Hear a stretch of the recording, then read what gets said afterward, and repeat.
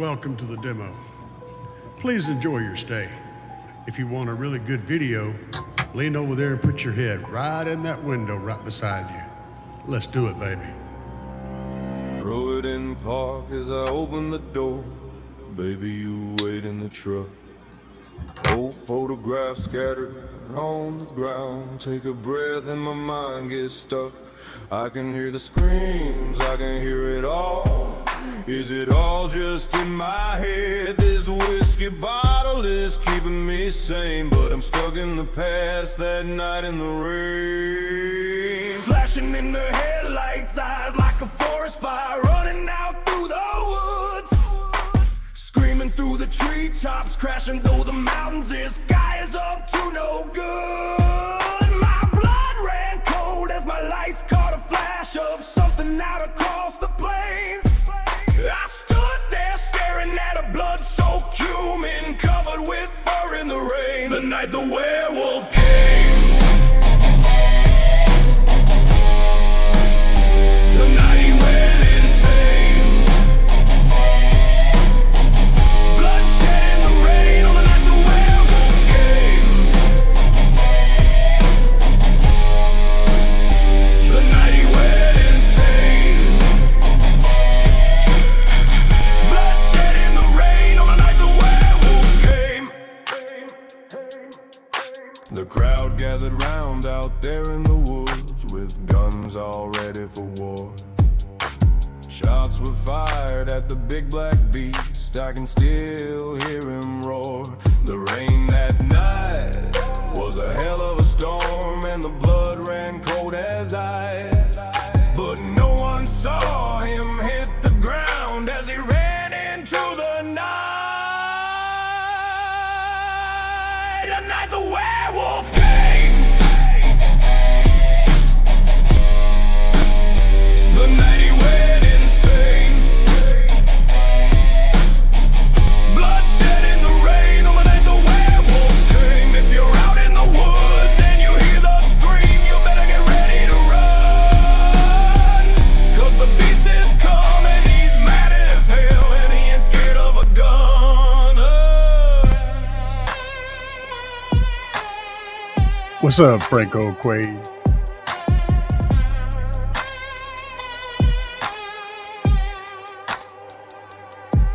Good evening, everybody, tonight.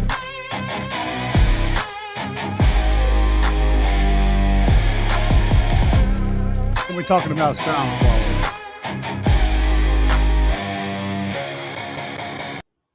And more importantly, we're going to be talking about sound quality on a budget. So, people will file in here tonight. I didn't make it up last Friday. It was a bad couple of days, and I very nearly didn't come on tonight, but I did. So I'm here. I picked up a Chrysler 300 a few days ago, and I got it for a good deal, good price. It's $2,200, and we're getting ready to do a build in it. Now, in my position, with the connections that I have and the people that I work with, I could easily put whatever system I want in that vehicle. Literally anything. But with what I do, which is make YouTube videos, I chose to go the route of doing a budget-friendly build. You can get my box. Put it in the fridge for me, please. The other one is empty. Just put that one in there, the top one. Ask you if you can check my bank account. Anyway, Sorry, so I've been. Hang on one second. My wife is being a wife. Come back in here in a couple minutes, and I'll tell you. My wife is being a wife, and she needs information, and she didn't realize I was live, so I'll get her that. Okay. Anyway, so I wanted to build this on a budget, a tight budget. and and explain to you guys why I'm choosing the equipment that I'm choosing and what I'm upgrading and the reason for those upgrades. Not just throwing money at something and throwing parts at it and hoping for the best. Uh, a lot of cases, whenever you're doing car audio stuff, if you're wanting something that sounds good, first thing we have to define is, are we talking about SQ as in competition? Or are we talking about SQ as in this is what I like to listen to? Um, there you go. And so you have to decide which one of those you're trying to do. And whenever you're in a competitive level, they're not the same thing. Competitive level SQ is a far different thing. But to be mildly competitive, they are similar. Um, you can get a good sounding system that will actually be able to compete with a local crowd, right? A local group of people that are competing. You'll be able to be very competitive, even at a low price. And if you're good enough, you can even be very competitive, even with high level guys at a low price. But that's a trickier thing to do. It requires a very in depth knowledge of how to align speakers to your ears and how to get everything just perfect. We're not really talking about that. That's a different avenue. So what we're discussing at this point is how to make something sound really good to your ear, how to make your family happy, how to make yourself happy, make music take you and give you that wash of sound that takes away problems and makes you relax. When you pull up at the house, you don't even get out of your car. You just sit there and listen to music because it's so relaxing and it's taking away all those tense moments and loosening up those muscles and relaxing your brain. That is what we're talking about. All right. And to get to that point, if you've got a really good car stereo system from the factory, it's probably going to be pretty close to that already. Going to give you that wash of music, that immersive sound. But in most cases, a vehicle that's got a few years on it or a vehicle that doesn't necessarily have the greatest sound system to start with is not going to give you that. So, what do you need to change? There's lots of ways to look at that. You can use an RTA to find out where your dead spots are. That's one way to do it. You just simply play a pink noise track on your system. And I'm sorry, what? Your sister has been officially completely paid off. Okay. Um, Wives. You gotta love them. I wouldn't trade mine for anything. But anyway, you can get an RTA, even one on your phone, and put a pink noise track on. Hold the phone up close to where your head is, and you can kind of see in that RTA where you may have weak spots. And what you're not looking for a flat line. Okay, you're looking for peaks and valleys. Like if it's got a really hard peak in an area or a really big dip in an area, that's where you're looking for. If you see a nice wavy kind of a hill, it looks like a nice rolling hill. Remember the Windows XP home screen? If it looks like that, then you're pretty good. You may need a little EQ here and there, but you're not missing any information or you're not peaking real hard at anywhere. So those are things that you want to look for. If you don't use an RTA, just listen with your ears. Like in the Chrysler 300C that I've got, listening to it with my own ears. I'm not hearing the back speakers at all because you pretty much don't. What I'm hearing is my doors. My doors have got a tremendous amount of bass. I mean, they are really full. The dash speakers are present and you can hear them. They're missing some highs, though. They roll off around 8,000 hertz and then they just kind of die in the weeds there somewhere. So, some just in that car, if you were just trying to get it up to a better level, the first thing I would recommend doing is getting a pair of tweeters. Put a set of tweeters up there somewhere. They're going to bring in that brilliance that you're missing from the dash. The other thing is the doors produce so much bass, but they don't produce anything below like 40 or 30, 35 to 40 hertz, which is kind of normal for most most information because a lot of stuff doesn't really contain much information below that, which is why you hear people talk about wasted information. Anything below 40 hertz is they consider wasted information. That's where I live. I live below 40 hertz. So I am wasted information. In fact, um, hey, we all take our monikers and run with them, right? So for me, I would say taking taking that a DSP or an EQ and toning those doors down a little bit, raising, getting their floor, bringing the over output down some, and maybe EQing in a little bit more of the mids into those doors, a little bit less of the bass, and then adding a subwoofer would be a huge upgrade for that car. Now, to do that, you'd have to put in a DSP, which means you'd also have to put in amplifiers because once you DSP a signal, it has to go to something. It can't go back into your system. So, and you're using the factory amplifiers, is pretty much a dead end because they got all kinds of weird EQ curves and stuff built into them.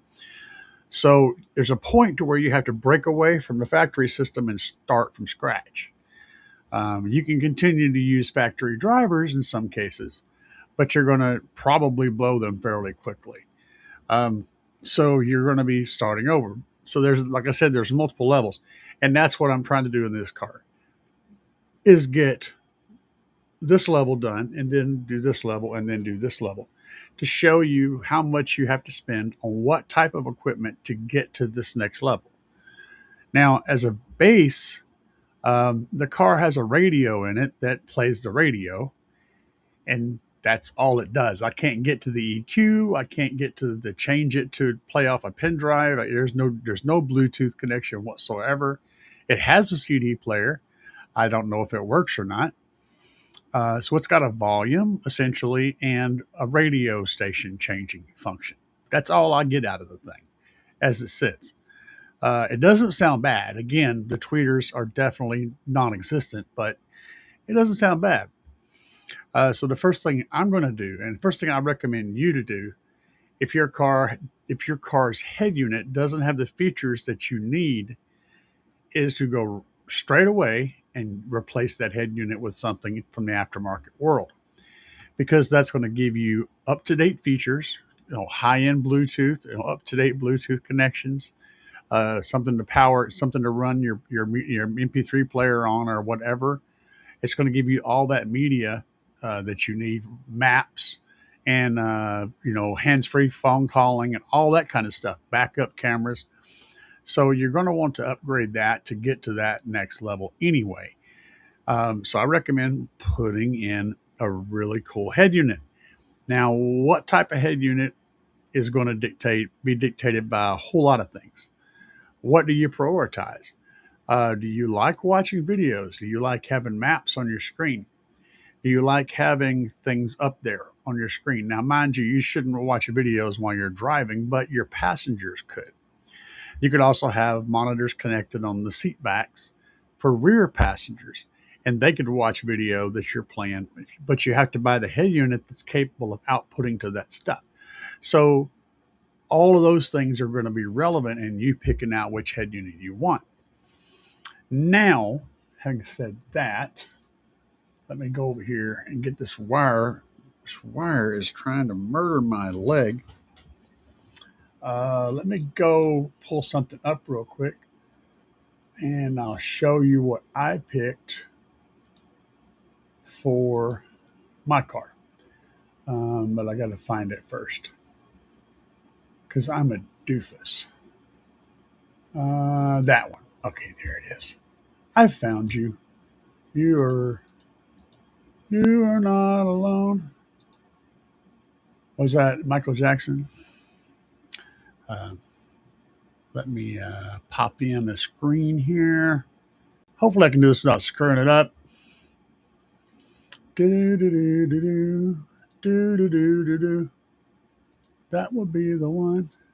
Do do do do. All right. So this is a head unit that I chose for several reasons, and I'll explain why I picked this head unit. Now you could pick anything you want. Like I said, you can go get a Rockford Fosgate, you can get a freaking Pioneer, Kenwood, Alpine, or any number of Amazon special Android head units, and you can get those for like $100 ish, similar to what I have with this same integration, the same factory integration, which is what I was wanting. What are the reasons I picked this? Well, first of all, I went with Android because it made sense. I primarily stream off my phone, and so this works for me. This is not a demo vehicle per se, so I can use my phone to stream from. I don't have to use it to record. So this made sense. Now, this particular one has almost a 12-inch screen. That's one of the things I like about it. The second, there's actually multiple models. You can get, see, there's different size ones. So they vary in size. This one is the cheapest one right here. It's a little smaller. It almost lines up with the bezel. This one is the one that I got. It's a little bit bigger.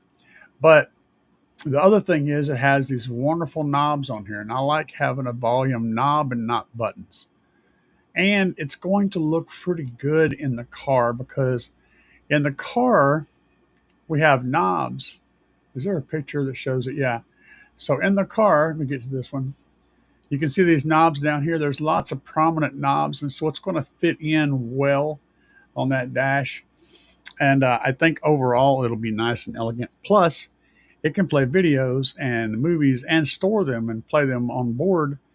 It can also do the thing where it does the maps and all while I'm driving, as well as having music playing and stuff like that with the Android Auto and the Apple CarPlay.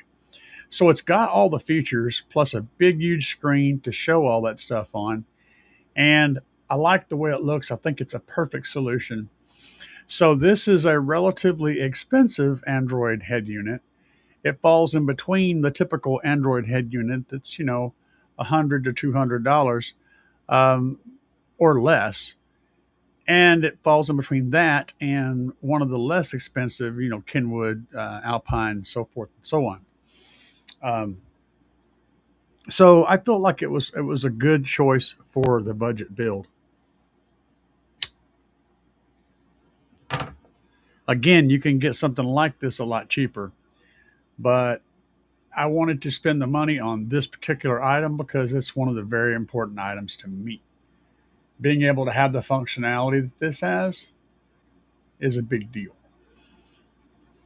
Now, when it comes to the sound, this has enough outputs to satisfy all the stuff that I want to do as well. And it doesn't take up all the weight. It doesn't have all the weight and all the mass to it, since it literally ain't much thicker than that. That's not an accurate picture, but it's not much thicker than that. On the back there, you've got just basically a little heat sink and some panel to plug all your wires in. So the thing don't weigh much. It doesn't take up much space. I like it. It's cool. And I've had really good luck with Android head units.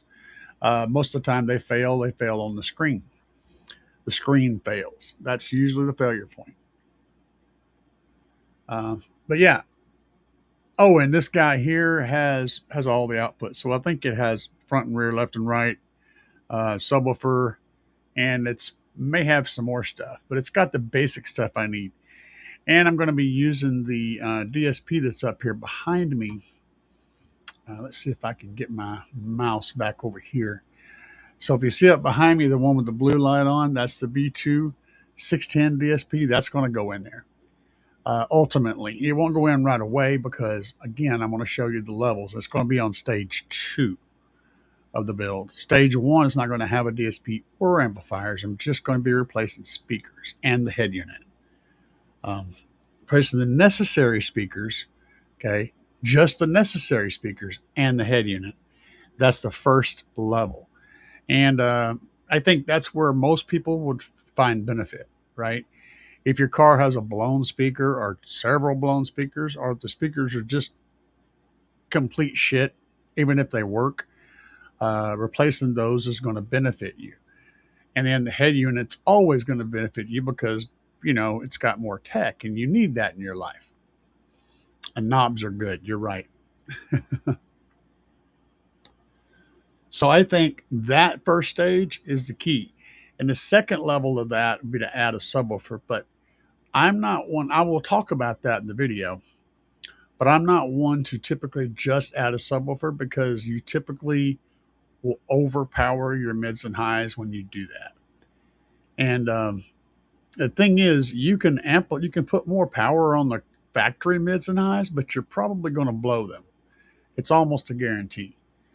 So they're very carefully rated for the power that they're getting, and the amplifiers have a DSP curve built into them in the car to that's safe for those speakers. So you can get in there and crank that thing full volume, and it won't blow anything up. And that's the way they designed it from the factory. And it's not a bad design if you're trying to please, 75% of the population, which is what they're doing. It doesn't work for me, but it works for a lot of people. So what type of speakers do you want in your dash? Okay, I want to talk about that. And guys, if you're wanting to ask questions, this is the time to do it. I'm going to get to questions and comments here in a minute, okay? So if you want to put your question or your comment in the comment dingamajigger over there, I will get to it. I will go through every single one. But I'm going to talk about this a little bit first and give you guys some ideas, and you can throw up your questions when you have them. So if you're putting speakers in a dash, there's a few things to keep in mind. One of those things is that you have a windshield right there. And high frequencies are very, very reflective. They love hard surfaces and they reflect off of them very potently. So anything that you put up there aiming at the windshield is going to be reflected back at a right angle from the glass somewhere in the cabin. And you're also going to receive the sound coming off of the device as well as the reflectance. You're going to get kind of a double whammy. You're getting a boosted signal, almost like having a port on a subwoofer. So if you put tweeters up there, you're going to want to dial them back a lot because they're going to be really bright coming off that glass. And the angle that your glass is at versus the angle of the speaker versus your seating position all plays a part too. If you think about playing billiards, playing pool, right? When you shoot a bank shot, it's the same concept. The windshield acts like a bumper, and then the sound hitting it comes back at the same angle that it hit the windshield. It's going to reflect back. And if your head happens to be in line with that angle, you're going to get a really potent signal from that driver. Now, on the other side of the car, on the passenger side of the car, you're going to get a different bank shot because now you're shooting it up, but the sound that's coming to your ears coming from a different angle. So you may get a really hot driver tweeter and a really weak passenger tweeter because of the angle. Glass can really mess with you. So keeping that in mind, if you're shooting signal upwards to the glass, you ask yourself, do I want to focus that and use that as my source, or do I want to angle that driver a little more back to where it's not firing at the glass so much and have a wider dispersion pattern, a lot more off-axis ability so that you can pick up that sound firsthand from the speaker. And it may be on one side, you may do one thing and do a different thing on the other side. So one of the things I would say is if you're wanting to have tweeters located up there, you're best served to have adjustable tweeters. Also, you may consider looking at tweeters that are point source, because typically the tweeters that sit on top, let me go back over here and show what I'm talking about. Trying to give you guys good information. See, y'all bear with me if my delivery isn't perfect. I'm going to pull up these kickers, but mind you, this represents all kinds of guys, okay? I just happen to have these handy. So you see the tweeter is located here, right? And then there's this diaphragm around it. Now what that does is it makes that tweeter very, very potent in this direction, shooting straight off of that speaker. But if that speaker was turned at 90 degrees to your ear, this diaphragm would basically completely isolate the tweeter sound from coming straight out of here and going towards your ear. It's like a fence, okay, a wall that's stopping the sound. And and if you're wanting to have a wall, then that's perfect. But on the other hand, let's look at these point source tweeters or speakers. Now these are really expensive ones, but don't think you have to spend tons of money to get them because you can. But the point is, this is a different style of driver. Off axis, this tweeter doesn't have any real wall around it. It's going to give you better off axis performance. And this is the kind of thing that you have to think about whenever you're figuring out what you're going to put where, because it makes a difference. It isn't that this is a Morel and Morel is awesome. It's that this particular driver, if you have the right positioning to where you from your driver's seat you can see that dome, right? If you can see that tweeter dome right there, you're going to be able to get good off-axis sound off that tweeter, and it's going to sound clean and rich. These are things that you have to think about. There's lots and lots of this stuff. But when it comes to your dash tweeters, when it comes to your dash speakers, it's more important because about 75% of the information that you hear in a car audio environment is coming from these guys. These are where most of the music lives. The guitar, the vocals, a good portion of the drums, the piano, the saxophone, all lives in these little 3.5-inch speakers that are in your dash. All that's happening down there in your kick panels or your doors is, low end drums and bass notes and things of that nature, maybe some baritone vocals. But most of it comes from these little speakers. And if they're not positioned correctly or designed correctly for your application, that's the important thing. For your application, then you're going to suffer losses. Trying to find stuff that works really good. I'm going to show you another driver. So let's go back over here. Now I showed you those expensive ones and those Morels, but I want to show you something else. I'm going to go back in here to this is over at Crutchfield.com, and so one of them is this MTX Terminator 6.9. These are 6x9s. I'm not on those just yet, but I'm going to go back to the dash ones, and one of the results. And why am I? Oh, good grief! Now this thing's being a pain. Oh yeah, because I have 6x9s selected. Let me do that. Bear with me a second here. Okay. So right here, this is what I was looking for. Now these are $50. Okay, these MTX Terminators, but look at the design. It's a little bit more like that Morel. You've got a tweeter that's located down in here a little bit. So even though it's got this strong diaphragm around that tweeter, it's still, you can see that tweeter inside there. You're going to get sound, you're going to get a little bit wider dispersion pattern than you would from the Kicker one that I showed you. And that one from Kicker was a very good representative of how most of these coaxial drivers are made.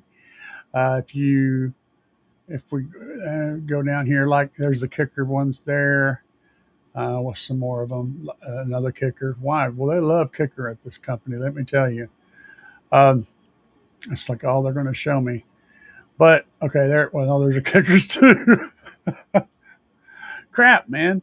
Anyway, they all are made that same basic way. Most of them are. So finding something that has a little bit more of an open dome can give you a wider dispersion pattern and a better off-axis performance, and that's going to help. Another thing you want to look at is, and let me see if I can find some that are bad. All right, this particular pair of Kickers has the PEI balanced dome tweeter. PEI means it's plastic. I'm not a big fan of that, and a lot of drivers do. These Rockfords have a silk dome tweeter. This piezo super tweeter though, that's a little thing on the side. Yeah, that's not going to last very long. I'm not a fan of the piezo tweeters. The MTX does have a point source silk dome tweeter. This speaker right here really punches above its weight. It's quite impressive with its what it's bringing to the table. Now you have options like this. And this is a 6.5. Where's the 3.5? I got some 3.5s that are a solid dome. There's no tweeter in them. They work depending on your situation. If you've got an additional tweeter, like one of these are 6.5s. If you've got an additional tweeter somewhere up there, they can work quite well. Or if the speaker has a high enough frequency response range, you can you can get away with without a tweeter. And in some cases, that might be the best thing to do. If you're someone who doesn't particularly like really harsh high frequencies, then running a tweeterless system might be perfect for you. But let's go over here and click on the 3.5s so we can cull all these 6x9s. All right, there you go. There's a Hertz version of that. You can see they have that same problem with that. There's a Memphis Audio one. That one actually looks kind of promising. We could look at that. There's the MB Quartz. Look at this big, huge thing. That's just totally blocking. So from a frontal view, this would work great because it's going to really project the sound straight forward and prevent it from bouncing off of other surfaces. But unless you're mounting it in a position where it's firing toward you, that's not going to be a promising thing. That's not going to be a positive thing. Okay, now here's the one that I was talking about, the audio control. See, it doesn't have a tweeter built into it, but you also notice its frequency range is 15,000 hertz. Now, to be honest, most people that are watching this video right now cannot hear anything over about 10,000 hertz consciously, but you miss it if it isn't there.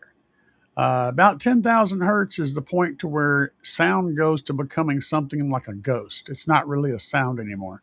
You're up way above cymbals and way above guitars and way above vocals into the semblance range, the air of a sound. And it's not something that you consciously hear. I could play you a song that is completely cut off at 10,000 hertz, and you would not notice that it was gone. You would think it sounded perfectly normal. Most devices, like a smartphone, for example, doesn't play anything above about 10,000 hertz. Most YouTube videos are cut off at 10,000 hertz. So having something that doesn't go to 20,000 isn't necessarily a bad thing. The thing is, though, if it's not there, you do kind of miss it. It's not quite, it doesn't sound quite right, and you won't know why it doesn't sound right. But it won't. So yeah, looking at different options, and all of these are made differently. They love to focus these drivers. But I saw that one. Let's go back up here and have a look at it. What was it? The Memphis. Yeah. Let's have a closer look at this Memphis. Well, it's got a diaphragm around it too. They love to do this for a couple of reasons. One, it's structural, holds everything in place. Two, it protects the driver.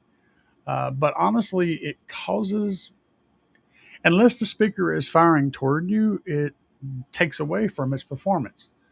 So all of these are details that I look for when I'm purchasing, depending on what I'm going to do with that driver. This is kind of interesting. It's a little more open, these Hertzes. That might not be a bad choice. Now, if your driver's positioned in such a way that it's mostly pointed toward you, any of these drivers would work. In fact, having one with more of a diaphragm on it might be a benefit, because if you can fire the speaker straight at you, and then you can stop it from playing around it so it's not bouncing off the glass and off the hard surfaces, you're going to get a better sound. But in a car, that almost never happens. You've almost always got a speaker that's firing somewhere where it shouldn't, and all you're receiving from that is bounced off sound.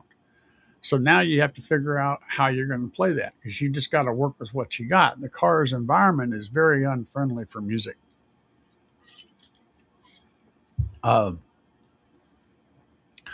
So in this world of making these things, they do stuff like this to prevent that.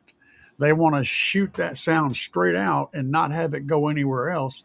That way, all you hear is the direct sound, not the reflected stuff.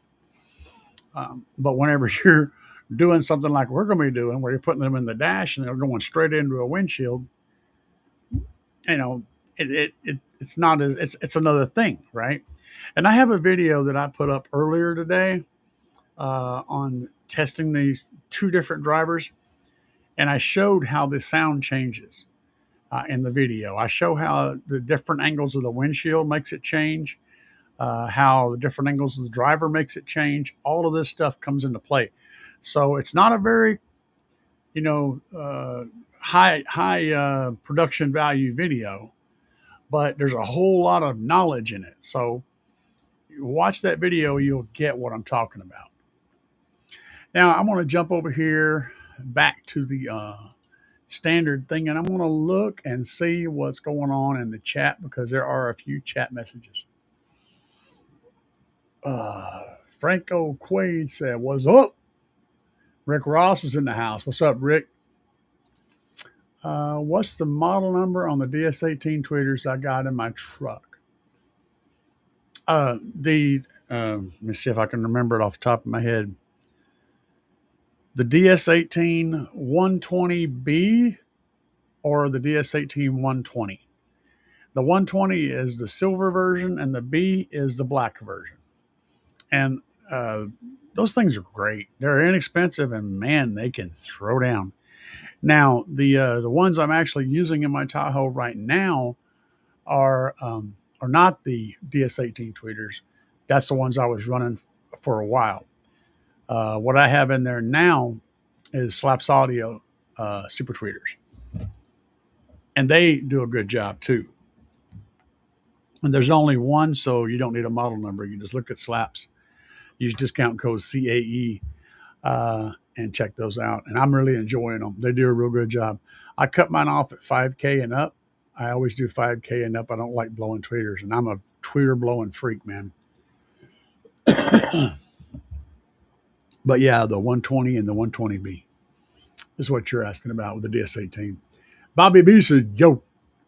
Wayne says, "Knobs are way better." Yeah, I'm a fan of knobs, man. I like to be able to reach over and just do that. And this thing also has full connectivity to hand controls or to steering wheel controls, so it automatically is mapped to the hand control or the steering wheel controls in the car. So all you got to do is plug the thing up, and Bob's your uncle. It's going to make that work. And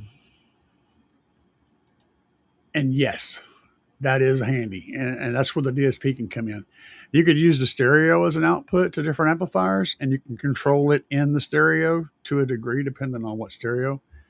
But I'm going to be outputting the stereo straight into a DSP, and then doing all of those controls and outputs, further outputs from the DSP out to the amplifiers. But I will be talking about both. Car Audio Obsessed, what's up, man? Who does not like a good volume knob? I know, right? And it's got to feel right. Back in the day, in the 70s and 80s, we there was the volume knob and there was the tuning knob. And one of the ways you could tell if you had a really good tuner was you could grab the tuning knob and spin it, and it would just go all the way across. And if it was really cool, the needle would go all the way across, hit the end, and bump, and then come back a little bit. That's when you knew you had quality, man. That was the sign of quality. And the knob had little clicks. The volume knob had little clicks in it. It wasn't just a smooth. You could feel the little clicks, little tiny clicks. These are little things that they put in. And if you had those two kinds of knobs, man, that was a good setup. This was in home equipment, though, mind you. What? Alexander said, "Oh, gee, guess what? It's got a Hemi." Oh yeah, baby. Yeah. My Car Audio can do a quarter mile in less than 14 seconds. It's like 13.6 or 13.8 or something. It's downright quick. And I was on the road going to get it inspected, and my wife was riding with me, and I said, "You want to see something?" And I just mashed it real hard. She cussed me out, so I had to let off of it. But she wasn't in the mood, and so I just backed off. It was biding my time. That's the first time I'd stood on it at all, though, and Whoo, son, that thing will come to life under your butt real fast. Man, cool car. Is Bobby's birth a happy Friday? Happy Friday. I thought it was a birthday. I was like, wait a minute. Let's see here. Car Obsessed. Happy Friday.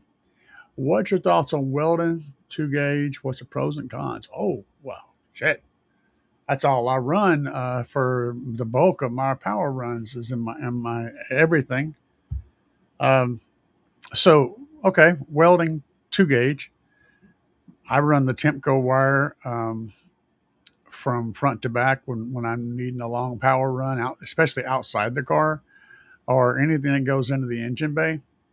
I like using welding wire because it has significantly higher melting temperature than your typical car audio power and ground. It's like way, way higher. It also has better abrasion resistance, so it's tougher. And that's what I like about welding wire. Now, on the downside to welding wire is it's never tinned, okay, and tinning can help prevent corrosion. So that's why car audio wire, the good stuff, tends to be tinned. And that tinned copper is naturally resistant to corrosion. And that's a plus. So if you're running welding wire, you want to make sure you seal it up really good with a good thick glue in your heat shrink, and you heat it up to the point where the glue melts and seeps out the ends a little bit of your heat shrink. And that way you get a nice seal and you keep the copper that's in there from being exposed to the weather. Therefore, you don't end up corrosion in your copper. Another thing about welding wire is it tends to be stiff and hard to work with. And that's that's the biggest one that everyone bitches about. However, if you go and use FlexWhip, FlexWhip, welding wire, you get welding wire that's about the same floppiness as like New Concepts. It's really soft. It also still has the ridiculously tough casing, and it's very, very high temperature casing as well. So that jacket is tough. It can take a lot of abuse. The Flex Whip tends to be a little bit more pricey than your average welding wire, though. So it ain't going to be a tremendous amount more, but it costs more. If you really want to run something that's ridiculously tough, and also is flexible, then that's the wire. But if it doesn't need to be flexible, just run Tempco or Windy Nation or something like that. I run Tempco because I've just been buying the same stuff over and over again. The red and the black. Bob's your uncle. If you're going to be dragging a wire under a car down there where you could potentially have abrasion, you could have the bottoming out, you could have tire rubbing against it, you could have, potentially exhaust comes loose and dumping exhaust under the car. Some weird way it manages to be dumping it right on your power wire. All of those types of weird things that probably won't happen but could happen. Having a wire that's designed to work in an industrial environment and be abused heavily is a better choice than having a wire that's designed to be run inside of a car and never see any of that stuff. So that's my take on it. And I like running Tempco. That's what I run primarily is Tempco. I've got a set of their crimpers that I like using too. That's the ones that I carry around in my Tahoe all the time. So that's the answer to that question. I know I didn't have you up on the screen, but that was the question. Theseus. I think he's commenting on the image. Yeah, not everybody's going to get it, okay? But that's what this car is going to be called, Theseus. I want to see how many of you know what the hell I'm talking about. And if the spelling is necessary, it's Theseus. If you know what I'm referring to, then you'll get why the car is going to be called Theseus. Let's see here. Been a while since the CAE Live. I just had a week. I took a week off last Friday. I felt really bad. I can't remember why, but I was a train wreck, and I just wasn't ready for a show. Today is one of those days too, but I went ahead and did the show because for me it's this is a point of relief for me. Um, it relieves certain stresses, so that's good.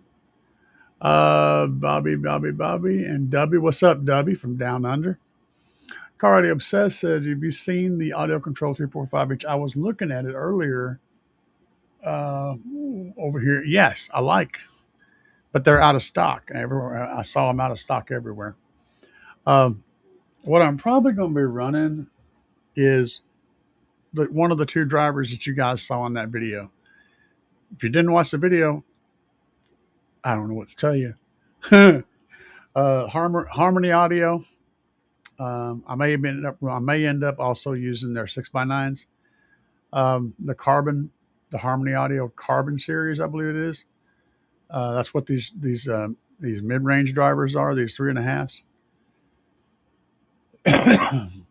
and they're good sounding speakers. And if the tweeter, which is in the Carbon series, is the same tweeter in the 6x9, I think it'd be a good setup. And I'm one of those people personally. I have no issue with having tweeters and coaxials in the doors and also tweeters on the dash. For a lot of people, having multiple sources for tweeters bothers them. For me, it does not. I like to have a tweeter involved in any point of mid-range sound I have. So my personal preference is always been to run a tweeter in the driver in the door, and also have tweeters up on the dash if I didn't have mid ranges up there. I like both, and I find that for my taste in music and my taste in sound, it suits my personal taste. For a lot of people, that's something that's broken, and they just can't deal with that. And for me, it's the other way around. I can't.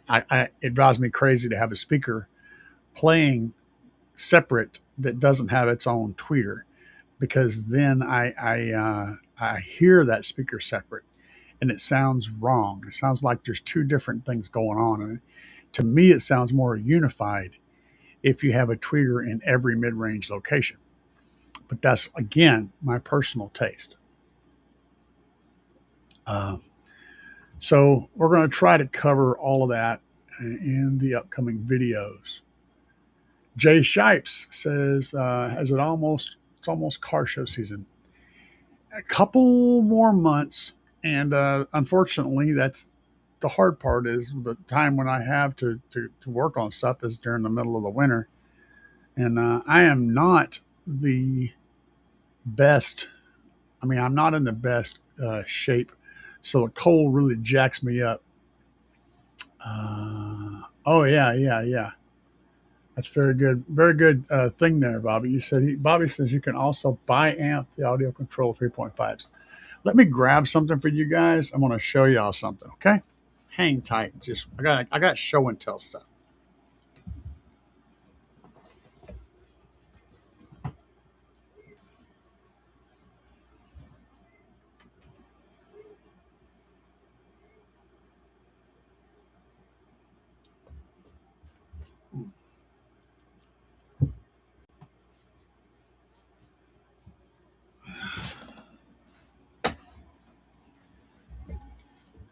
All right, so I went and got one of the harmonies over there from my shelf. Now, what we're talking about here is, you see this wire right here? It comes out of the back. There's a hole back here, and it comes out of the back, and it runs under the label, and then runs over here, and then it connects to the tabs that go to your mid. Well, you can, on most modern drivers, you can disconnect this wire from this point here, have it just kind of sticking out here, and then you can amplify the tweeter separately from the mid. So you can control how much power goes and what signals go to each one. And that's what he was talking about. And most modern drivers have that functionality. That's kind of a common thing. It's not as it used to not be, but it has been recently. And those are some pretty inexpensive drivers, the Harmonies. But again, if we're trying to get the best you can get in a specific build, right? It doesn't mean going buying the best equipment. It means buying the right equipment. And while these drivers are exceptionally good firing straight on, they're less good firing sideways. Um, and that's one of the things that I have to deal with. Now, of course, you can always DSP that and fix that problem, but I like to fix things in the physical world as much as I possibly can before I start pulling out digital tools to sort the things out that I can't fix. So I want to make it right as I can in the physical world before we use the DSP to fix the things that we can't fix. You don't want to start out going, well, I can just DSP it. Figure out how you can make it better without the DSP first. That's my objective. That's what I do. And Franco Quaid said, do you have a center channel? Don't think so. I think it's just a 6-speaker setup, which would be the 2 dash speakers, the 2 door speakers, and the 2 rear deck speakers. And the rear deck speakers, I mean, I'm telling you, they're basically worthless. They do nothing back there. And I'm not opposed to having rear fill. I don't never search for it really, but there's just nothing. They don't do anything back there. They're just dead. They're dead weight. So I basically have a 4-speaker system, the dash speakers and the door speakers. The PNW35. Oh yeah. So now I know you guys know I smoke, right? And I smoke while I'm doing videos. I smoke while I'm doing lives. And I'm going to continue to do that for right now. But I want to tell you guys, I want to put this out there because it's something that happened this evening. So here the other day, I had to go get a biopsy in my lung, and that's basically where they take a core sample. They stuck a big needle in there, and they put me to sleep ish, and then they stick a big long needle and they drill into this area and they pull it out, and they can look at that thing and figure out what it is.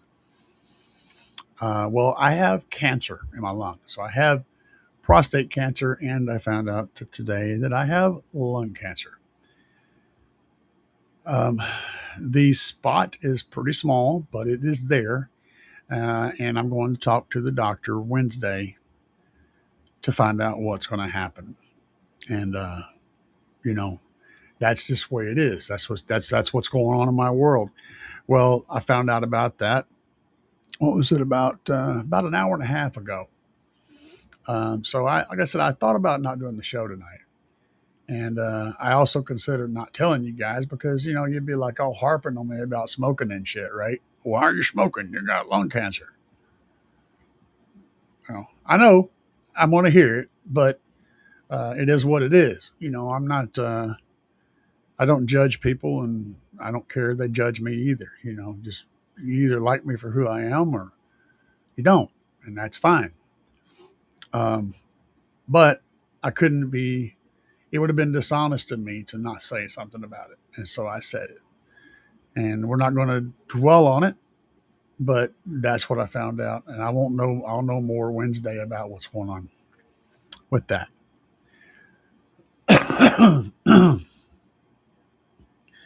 But oh my God, the pain after they put that needle in there, they hit a nerve in my back, and it had me jacked up all day. I woke up. I literally, dude, I was freaking out when I woke up. I told that lady, I said, I couldn't lay in that. I woke up right when they did it. I was on the operating table in the CAT scan device and on the operating table when I woke up, and they freaked out because I was coming out of there. It hurt. They hit that nerve and it wrecked my shit. And I told that lady when they got me into the recovery room like 30 seconds later, because they was getting me out of there. And I told that lady, and I said, I need you to let this damn guard thing down on the side of this bed where I can sit up, because I could not stay in that position I was in. I was freaking out.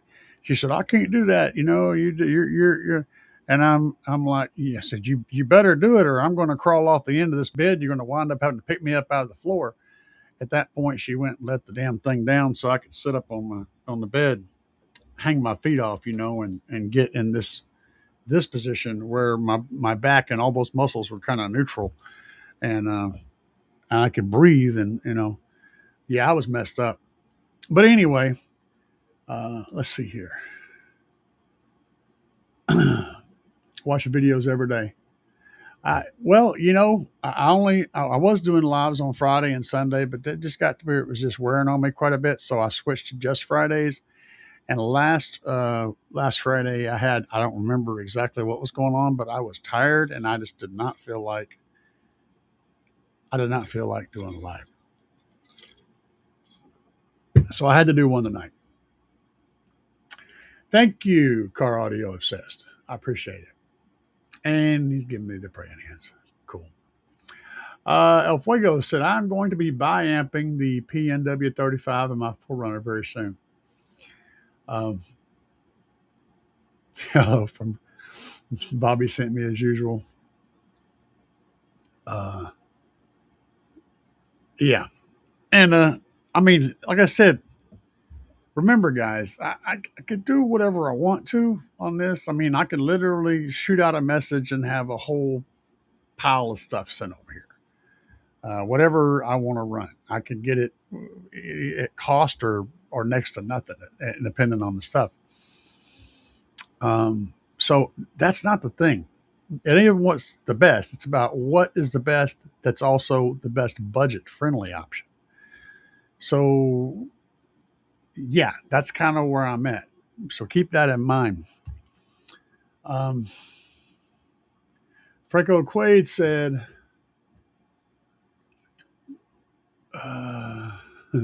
it's hard to stop smoking. I've tried a couple of times. I'll get with it, man. It'll either happen or it won't. I mean,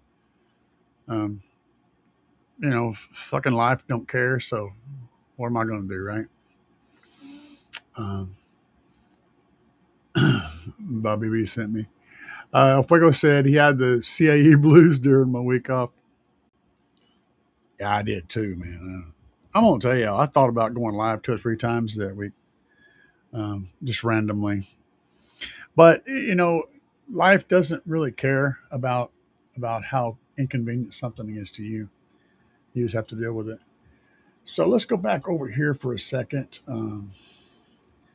If I can make my brain tends to malfunction occasionally. When it does, most of the time there's no puppies harmed. I could have swore I saw, yeah, the A35C. Is that the one you guys are talking about? Let me go back here and look. Oh, it was a PNW 35. Yeah, the PNW 35. I thought I saw it on here, but that's it right there. Yeah. But you see the difference in the price tag of these versus the price tag of what I'm currently. I got they're like $30 or something like that. It's a big difference. I mean, that's still a good price. And in all honesty, you're getting a point source which has a very open, probably a very wide dispersion pattern, a very good off-axis sound. It's probably an excellent choice. And since it is the primary driver that you're listening to, that's really not a bad price considering who it's competing against. Things that are in the $300 range, $400 range. So that's not a bad price. Maybe I'll consider that one. Maybe I'll put that in my considering book because I like it. It's a good looking driver. It checks the boxes. I mean, it does have a bi-amping ability, of course. It also has a capacitor on here, so it's already got its own little passive setup. One of the things you'll notice in this one is you get these wires. Always get the wires.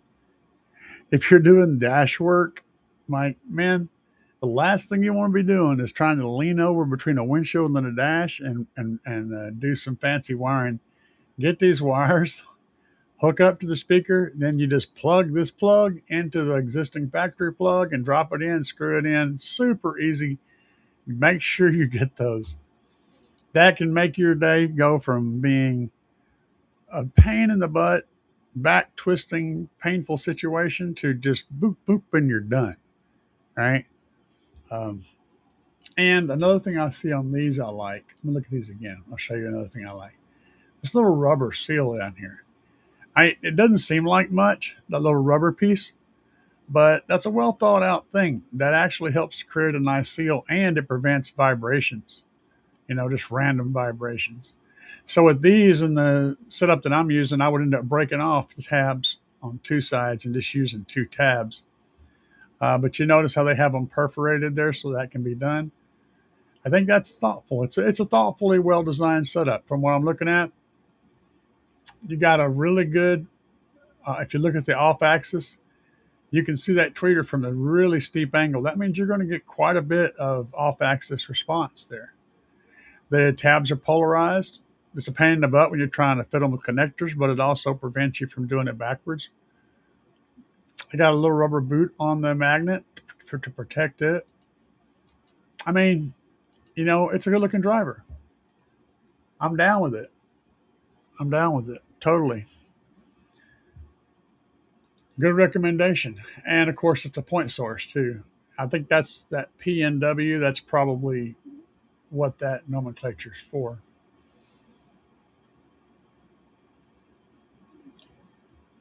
There's the JL. Look at that price. Ooh. I got a buddy that's got this whole setup in his car. And yeah, they do sound really good. And the stadiums. God, I love my stadiums. And that's just a little pair of 2-inch mid ranges. But they are some really good speakers. I'm a huge fan of the stadiums. Morel Carbons. Yeah, I mean, I know people that run all this stuff. It's crazy. I've heard a lot of this. These big, huge, the Focals, these big, huge, extremely expensive stuff. I've heard a lot of these builds. Um, but yeah, so let me jump back over here. Do you guys have any questions for me tonight? Because I'm not going to be doing a 3 or 4 or 5 hour show tonight. I did jump on here, and I'm going to be doing whenever I start getting equipment in. The first thing I'm going to be doing is the headlights and the fog lights, um, and the tail lights, and I'll probably make videos on that stuff. And I'm redoing that front clip. I'm going to repair it so that it fits properly because right now it's kind of broken underneath a little bit. But I'm going to get that looking back to about 95 to 98% right, which will be 5-10 feet away. It'll look perfectly normal. That's what I'm shooting for. But it's getting all new headlights, fog lights, and tail lights, the whole assemblies and everything. That's going to make a huge difference. And I got to find a wheel to match the factory wheels, so that'll be good. But the first car audio thing will be putting the head unit in, and then we'll go from there and see what happens. Calvin Ford, we put the MVX 3.5s. They were $50. We got the harness, an angled ratchet wrench. I mean, hey, good night, brother. And I'm gonna do my best. I mean, here's the thing. I feel fine. I mean, other than my back hurting from the freaking test, um, and the other problems I already have, I don't, I don't have. It isn't like I feel bad. It's just a ticking time bomb. That's what I have. It's not. It doesn't affect me right now. It affects me when it explodes. Right. That's how that works.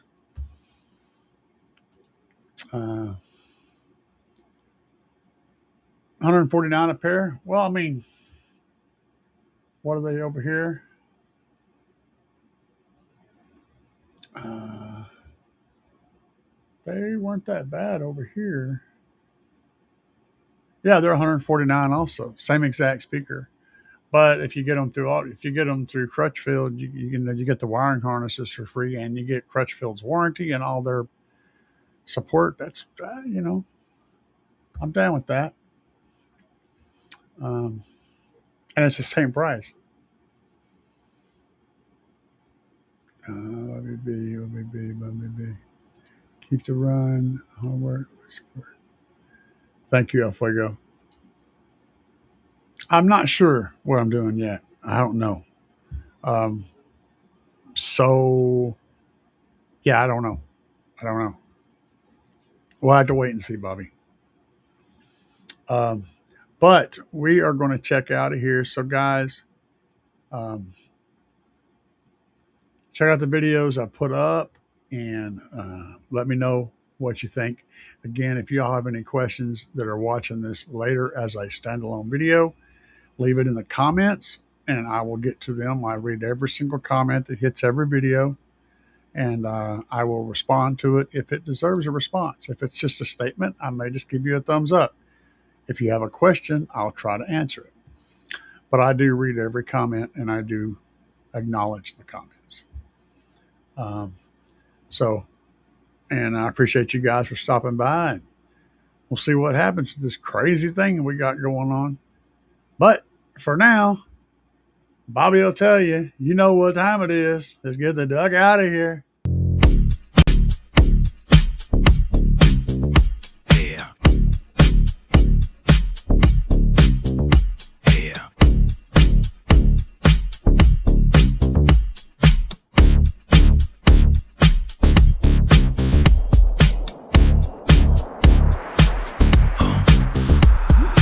Out here banging up and down the street, slamming it to the ground.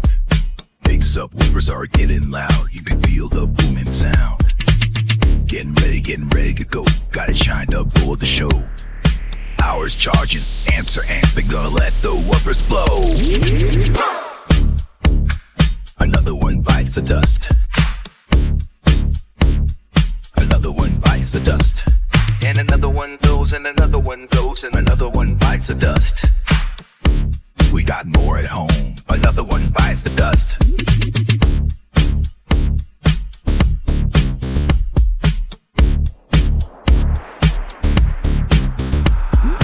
Wires are glowing and the amps smoking. Subs are cherry red. Let me keep jamming, gotta keep the bass slamming. Gonna go hard till they're dead. Full power, gotta let it go. 20 hertz in the floating air. Sparks are flying, voice coils are frying, and the smoke is in the air. Another one bites the dust. Another one bites the dust. And another one goes, and another one goes, and another one bites the dust. Hey, we got more at home. Another one bites the dust.